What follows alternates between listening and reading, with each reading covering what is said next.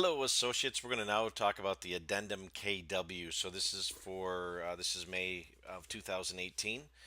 We are going to be working on some revisions to this. Yet, for the time being, this is a document we've got, and really the idea behind the Addendum KW is it was to bring in clauses or phrases that couldn't be found in any other Wisconsin approved forms. So this is a great document to use with every offer to purchase if you represent a buyer.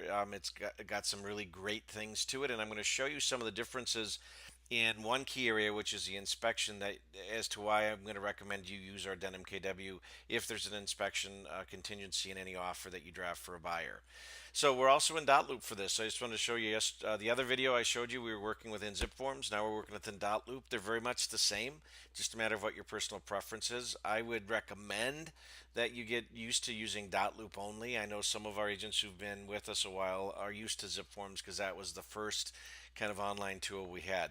So here we go. Now, if you're doing it all within dot loop, when you fill out the offer to purchase and bring this into the loop, a lot of this will autofill for you. I just left it blank so that I could show you how that works. But the offer to purchase was May 1st. That was the one we were working on. And the buyer, I think it was John Smith, if I remember correctly. And it was 123 Main Street. And it was Belleville, Wisconsin, right? Yeah. So just want to make sure that that's tied in there so it references the offer. Now here's what it says. It says all the terms of the addendum preceded by an open box are a part of this addendum only if the box is marked such as with an X. They're not marked if they're left blank or NA. So just be really aware of that because if you do fill in one of the areas and then forgot to put the X in, you may nullify that clause. So just want to always make sure that we're thorough. We want to slow down long enough to make sure we're doing it right. So the first one talks about financing contingency satisfaction, and I like this one. It says, should this offer contain a contingency for financing? Now, again, only if there is an financing contingency you would use this. Yeah, that's probably 80% of the time. It says buyer and seller agree that the requirement for delivery of buyer's written direction for delivery of the loan commitment to seller shall be satisfied without separate documentation provided the buyer signs the loan commitment. So just simplifies the process. There was a change in state statute a couple years ago and some revisions that talked about how satisfaction of that contingency could be met, and it's got to be done in writing by the buyer at the time they want to remove that contingency. And so all we're saying here is that the lender provides the buyer with a commitment letter. The buyer can sign that commitment letter. That commitment letter signed, delivered to the other side. The seller side does remove that contingency. And so just simplified that process. The next one is buyer prequalification. Again, another great one in the market of the moment. Although what I'd recommend is that you do the most you can to get your buyers pre-approved prior to drafting offers, so that if you know you're competing with other offers, this may not help you. Yet in more of a balanced market, it does. It says buyer shall provide seller a letter from buyer's lender within blank days of acceptance. We've got some defaults built in case you forget a blank. So it's a 7 days of left blank. So let's just say 3 days because we're in a fairly fast market, indicating that in the opinion of the lender and based on information submitted and yet unverified, buyer appears qualified to secure mortgage. Basically, this is saying that the buyer's talked to a lender, and it strengthens the buyer's offer, although a pre-qualification isn't as strong as a pre-approval. So you may want to talk about that with your buyers. You strategize how to strengthen any offers they've got. Here's the major piece, though, and that's the inspection contingency. Now, if you watch the video on how to fill out the WB11, I talked about the fact that this was going to be here in the Addendum KW. I like this contingency, and so I would always recommend that in almost every case you don't use the contingency that's found on the WB11, the offer to purchase. You use this one. And so I'm going to spend a little bit of time and walk through this with you. It says the offer is contingent upon a Wisconsin registered home inspector or a qualified independent inspector of buyer's choice. So that's the first change. In the state form, it only allows a Wisconsin registered home inspector to do the inspection. Here it allows someone else who's qualified to do it as well. Now, if you don't strike one, it defaults back to the Wisconsin registered home inspector. So let's say that that's what you want to do. And so we want to, let's see, I've got to figure out now. I got to remember how to strike in zip forms. Sorry. I had a strike through. There we go under add. And so we're going to strike this right there.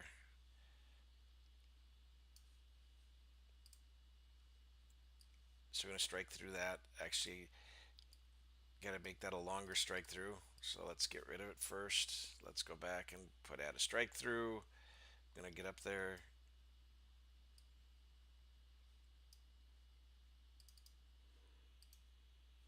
So we're striking through that. So just know that you can strike within dot loop as well.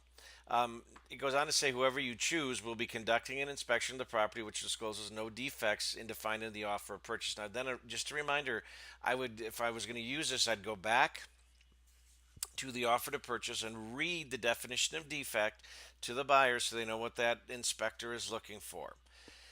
Now, this offer is further contingent upon a qualified independent inspector or an independent qualified third party performing an inspection of blank. This would be different components specific. So we've got a little cheat sheet right here.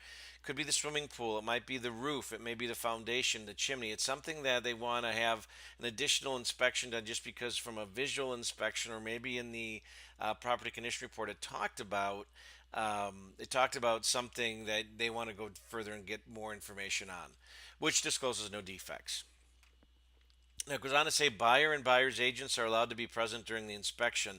That is not stated in the offer to purchase. And so, if a seller, in the contingency for the offer to purchase for inspection, so a seller, if they wanted to be real hardcore, could say, I don't want them there if you're using the inspection language from the WB11. So that's why we've added it here. Now, in theory, that rarely ever happens yet. Why even allow for it? Why not just use this contingency versus the one in the WB11? Uh, Buyer shall order the inspections and be responsible for all costs. So that's the same as the language in the WB11. Buyer may have follow-up inspections recommended in a written report, provided they occur prior to the deadline specified herein. So that's this deadline we're going to put in this next box. Let's see. So the contingency shall be deemed satisfied unless buyer within. Now remember, yesterday I talked about it. You probably want to give yourself a fair amount of time on inspections, depending on the time of year and how busy the market is, because all of these things would need to be done within that time frame in order to protect your buyer. So I put 21 days from acceptance, and so then if they deliver to the seller and the listing broker, if the property is listed, a copy of the inspector's written inspection report and a written notice to which the buyer objects, basically listing the defects. So again, that's similar to what we talked about in the WB11's language.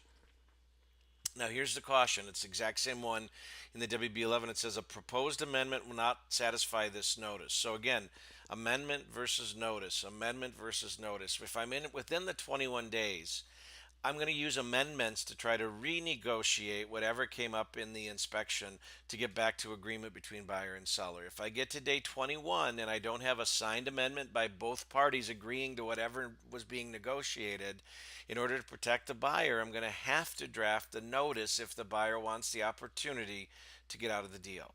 So that's when a notice gets done. Amendment gets done in this time frame, has to be signed by all parties in order to be binding, and the notice is only signed by one party and needs to happen before midnight on the last day of that timeline. So now a couple other things that are a little different in this versus the inspection contingency in the WB11. Under right to cure, we say seller shall or shall not have the right to cure defects. Now, again, remember, I like not giving the seller the right to cure as long as we're able to negotiate enough time up here for days and all this so we can do it in an amendment. Yeah, if you don't strike one, it will be that the seller shall have the right to cure. So let's assume that we gave the seller the right to cure. So if they do have the right to cure, they may satisfy this contingency in the following manner. Number one, they can deliver a written notice of their election to cure within 5 days of the buyer's receipt of the buyer's notice. Now that's different because the standard language in the WB11 is 10 days. So again, as fast as things move right now, I think a shorter period of time makes sense. So that's again why I like this contingency. So they do that within 5 days of getting the notice, and then they cure the defects in a good workmanlike manner and give written details of that no later than 3 days prior to closing.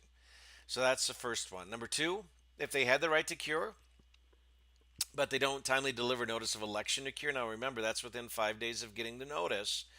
Um, or they deliver a notice of the election not to cure, then the buyer shall have 10 days from delivery of the notice of defects to terminate this offer by written notice to seller. So here's what's interesting in this. So this changes the language. This language change makes the really puts the ball in the buyer's court all the way around. So if I'm a buyer's agent, I definitely want to use this inspection contingency in the Addendum KW versus the standard language in the WB11. For this very reason, it still puts the ball back in the buyer's court as to whether they want to move forward with the purchase of the home or not, even if the seller doesn't agree to elect to cure. So they can still go ahead with that. In the standard language of the WB11, if the seller has the right to cure but elects not to cure and gives notice, then the deal's dead. So here we've got the opportunity for the buyer to still say, well, okay, I can live with this, or whatever that would be. It says if buyer does not deliver such notice of termination within 10 days, then the contingency shall be deemed satisfied. So that's the other thing you have to recognize, though. Is there one more step for you in this because it gives the buyer control that if the buyer says, if the seller won't agree to cure these defects, I want out of the deal, then you've got to draft a notice from the buyer, signed by the buyer, that says the deal is null and void because of the inspection contingency. So that's the right to cure language. Now it goes on to say if the seller does not have the right to cure. So again, if we go back here and we choose shall not have the right to cure, and the buyer makes timely delivery of the above notice and report, then this offer shall be null and void. So again, that puts total control on the buyer's side. Now, it does protect you if in case you mess up and you choose the contingency on the WB11 and the one here. It says if the inspection contingency in this addendum is marked with an X, this provision supersedes and replaces any inspection contingency in the offer, whether such contingency is marked with an X or not. So that's your protection. Yeah, don't be sloppy. Just make sure that you don't include it if you're going to include that one. So we're going to move on to the next section in the next video. I think I've gone close to 10 minutes with this one, so we'll cover the rest of the Addendum KW in the next video. Thanks so much.